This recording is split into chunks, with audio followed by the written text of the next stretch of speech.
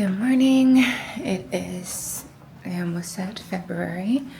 It is December 19th. Let's change it on the calendar.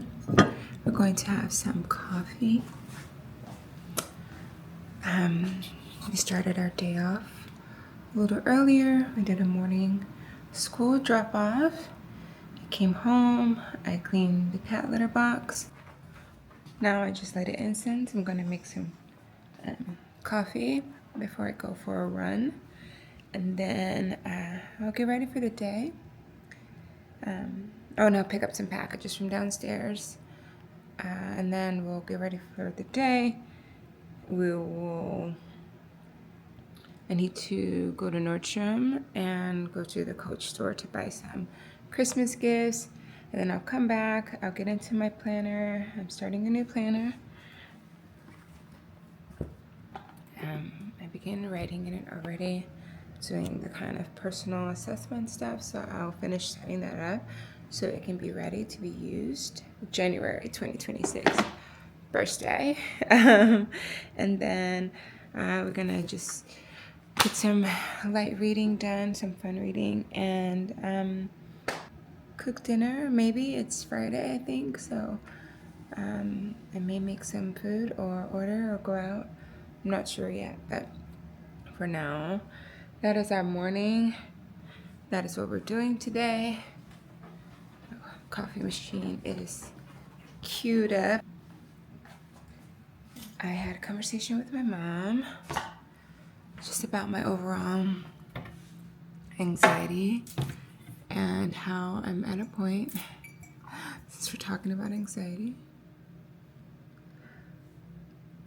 I've got everything under control. That's basically what I'm telling myself, and not telling myself that like nothing is really in your control besides the way you respond to things and the way you navigate life.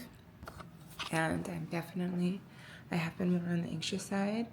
I know I have ADHD, and I'm pretty sure there's some type of autism neurodivergence going on in there, and I just can be a certain way about how things should be, and if things aren't going that way, I have a little fit, whether it's inside or externally.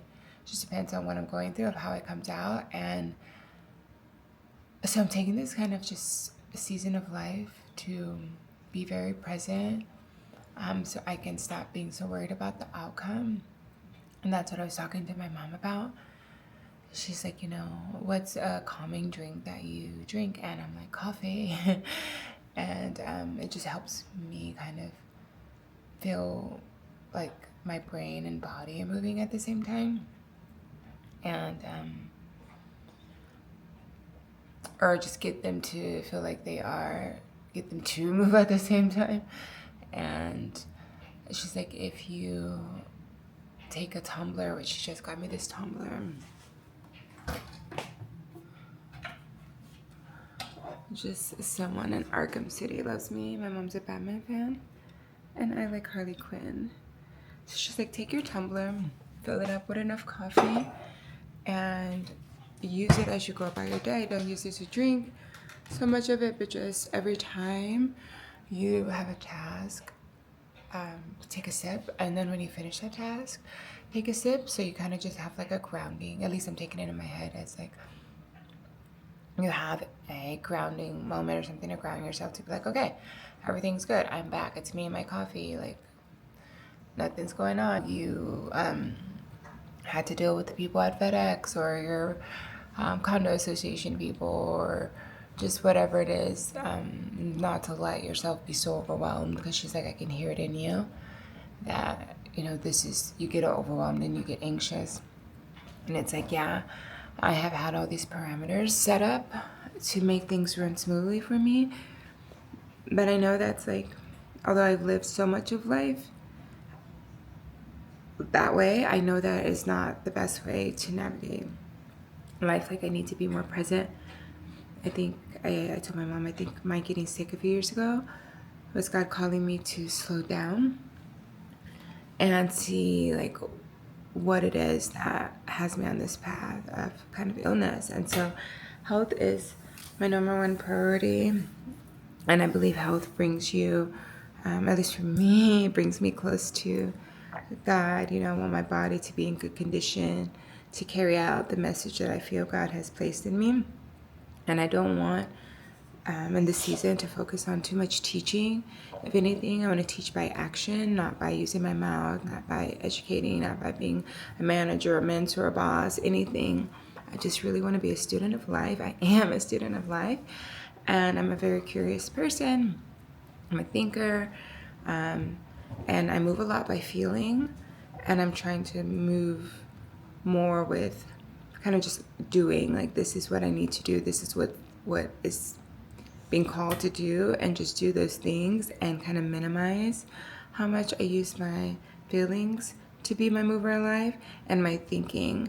I've gotten a grasp on both, where I've been able to notice and observe my thinking patterns and how they serve me and how they don't serve me. And I've learned, that being a thinker is not a bad thing if you can reel it in, if you can use it for something constructive or beneficial.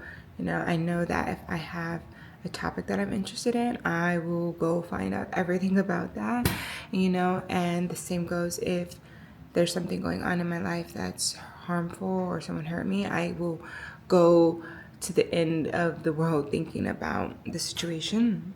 And that is when it's not healthy for me. So it's like, okay, you can think about it, you can feel it, but what are you going to do about it?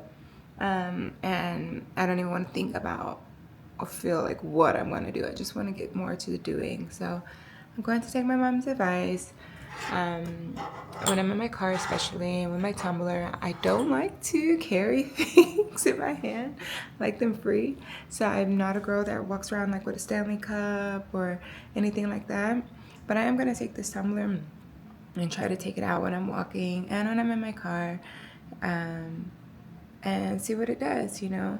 My car driving was another thing that I became anxious about since I lived in the city.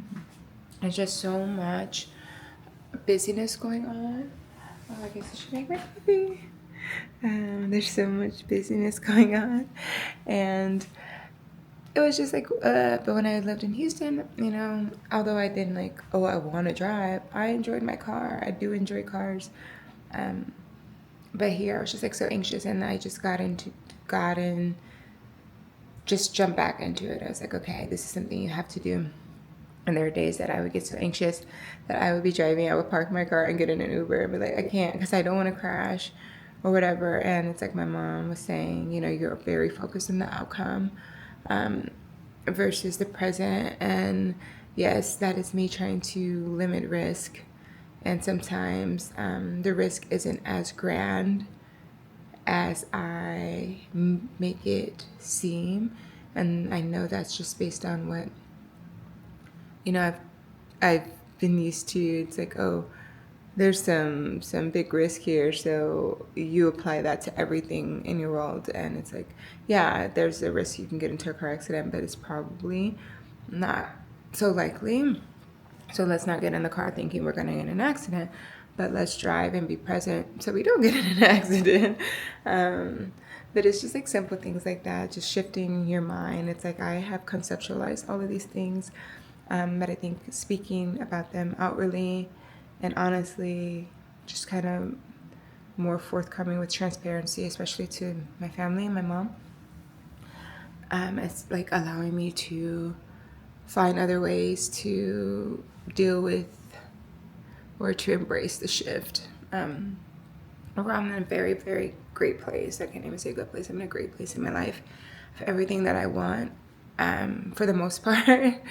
And really, I just think is this behavioral kind of interpersonal relationships that are, I guess, what I have to conquer, for lack of a better expression or explanation. I think your interpersonal relationships set the tone for your life and how you deal with people and how you allow people to deal with you. It really sets the tone for your life. And I've allowed a lot of things that I'm not, that doesn't allow me to thrive. So I need to check in with myself and be like, okay, what is it that you want? How do you want to be? How do you want people to treat you? You know, and that has, the answers to that has a lot to do with how I lead my life. And if I lead my life with anxiety and I'm overwhelmed and I think there's all this chaos, like that's what I'm going to attract to my life, you know, people that meet me at that place that I'm at. And if I want it to be different, I need to do different. And that's not just by knowing better, that is by doing better. And I know very well I'm a thinker. I just learned this word, philomatic, I think. And it's like, you know, you're a thinker basically, and I'm very much that. So it's like, I understand these things, but I'm not so much of a doer, even though I get shit done and I'm at a great place in my life. It takes a lot of energy for me to get things done, because I'm always trying to, I guess, mitigate or reduce risk. And in business, it's good, I think, if you have a partner that, you know, can foresee risk or, you know, can try to go around it. But if you're only focused on the risk, like you don't really see the pleasures in your life, you don't really see, you're not just open, you're very rigid, you're stuck because you're just trying to stop some things from happening that may not even be happening, but you're not allowing things to happen that could be good for you. So yeah, the word is philomath. So yeah, that is what's going on, and that's just my little rant for the day. Now we're gonna get back to this coffee. I didn't start it not because of my ADHD. I didn't start it because I just wanted to have a little coffee moment here. I've been thinking a lot about permanence lately, especially when it comes to labels with heavy emotional weight. I understand why we reach for them. Sometimes they help us make sense of what we're experiencing, but I don't think I want to build my entire identity around any one label, especially in a way that removes the possibility of growth, adaptation, or change. Because I've been learning that I can collaborate with myself differently, with my sensitivities, my patterns, my emotional rhythms. Not from denial, not from shame, but from curiosity and care. I believe it's possible to experience a paradigm shift, to create a life that works with who you are while also allowing space for evolution, a life that feels sustainable, grounded, gentle enough to remain present inside of. I'm learning that awareness doesn't have to become a prison. Sometimes it can become an opening. As stated, I've got everything under control. Okay, we're about to go for a run. Oops, something is in my eye. I took a little moment to chit chat with a girlfriend, and I had some more coffee and a little Pop-Tart for some carbs to keep me energized in the gym today with my run. Let's go pull up. We're running up. See what I'm hitting today. I'm in week 4 of our plan. It's about 25-30 minutes it should take me. It's 1.9 miles continuous. So that's how I'm going to start with the warm-up. And then it's just like a run-walk situation, but I'm at a part where I'm running longer than I am walking now. And yeah, I have not run all week because, well, for multiple reasons, but mostly because my ring went under my bed and I didn't get it until yesterday. And so I just been kind of resting my body. So let's see if we can just jump back into it.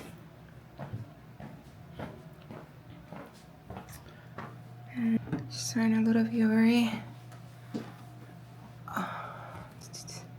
Two nut crackers. And I need to find my hair tie. Just kind of put on my little look on these wool socks and see if they help with the padding on my feet when I run, because they already hurt. High arches, and it calls for me to have, and low fat padding, and it causes for me to have callus on my pad points to keep me from damaging the bone, and they hurt, which is probably the next procedure I need to prepare for. I'm not ready because it's my feet, but I'm looking for my hair tie on my hands, and we're gonna go. I don't know where I put it. Oh, so uncomfortable with my foot. Alright, I'm gonna take this one.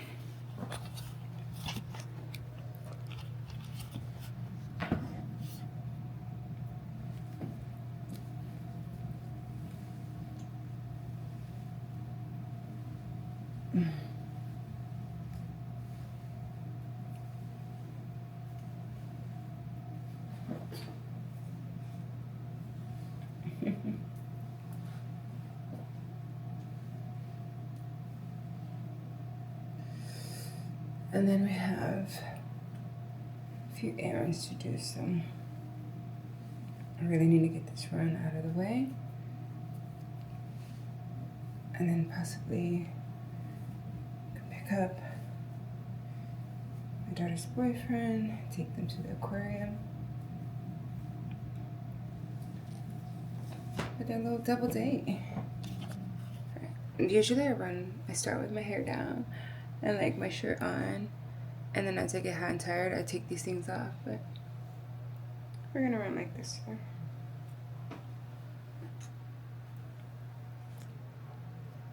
Okay, I just finished my run and I was not prepared for it. First of all, I need to take my before and after stretches seriously. Will I stretch today? I don't know. I'm gonna roll it out a little bit, and I picked up, but otherwise I picked up my packages that I need to go through. I'm gonna pause my day to go take my daughter and run some errands for her, take her somewhere, and then I guess I'll come back and get ready for my day and hopefully still go to the stores. The plan is to not tap out. So anyway, my right butt cheek hurts. I was like on my run and about 0.34 miles left of my run, I tapped out. I was just like, it hurts. My butt was hurting. I was running in like this instead of up like that. So it caused some pain here. And I stopped early on because of it. But at the end of it, at the end of the cool down, I finished running that 3.4 miles that I left off on to complete it. The princess is here, so gotta go.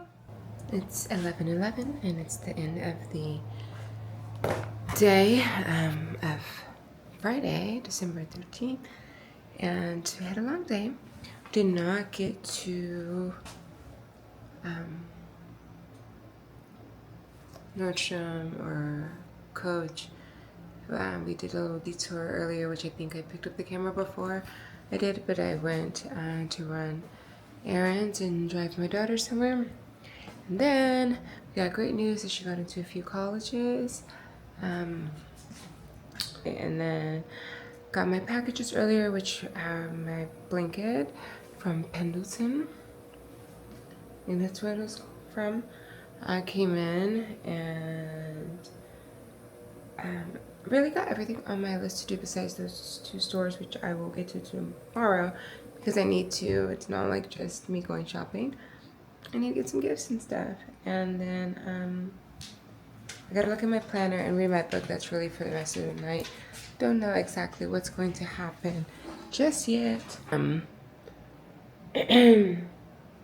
most likely just gonna watch TV and crash out until I go to sleep because we have another busy day tomorrow. Running, nail salon, stores, cleaning, organizing, etc., etc. I'm just trying to push through and get through every little thing before I want to have a fun day on Sunday. Yeah. It's a good day overall. Lots of chatting and chatting through my feelings and stuff like that.